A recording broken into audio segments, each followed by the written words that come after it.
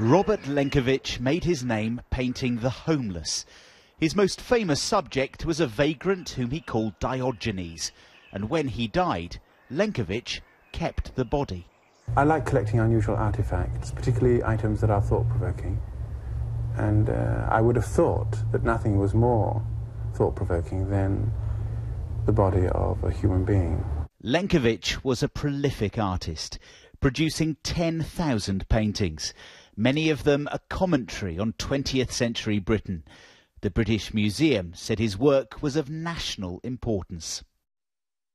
But when he died, he left an estate that was as eccentric as his life had been.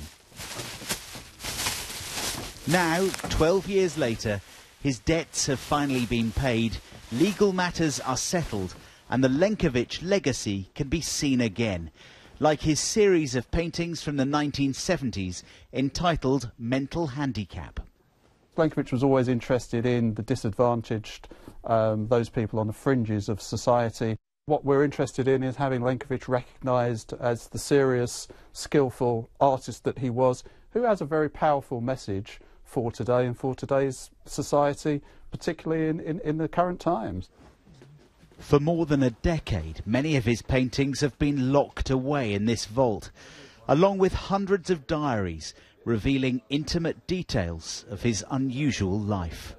This is the building which was formerly an old church. Lenkiewicz's friends say his old studio in Plymouth will now be used to preserve his work for the public. This library was including what remains of his antiquarian book collection, as well as the artefacts he amassed from all over the world.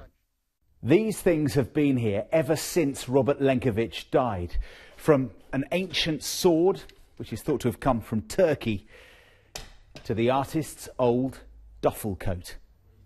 Here you get a sense of the man himself, a man who once faked his own death and whose Jewish parents escaped from the Nazis. It's fine reading about people, but you actually need to physically see the work, and for us to have a permanent home in the city where we can do that from, I think is going to be great.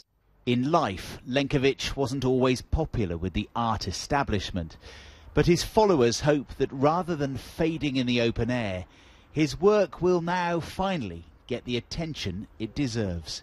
John Kay, BBC News, Plymouth.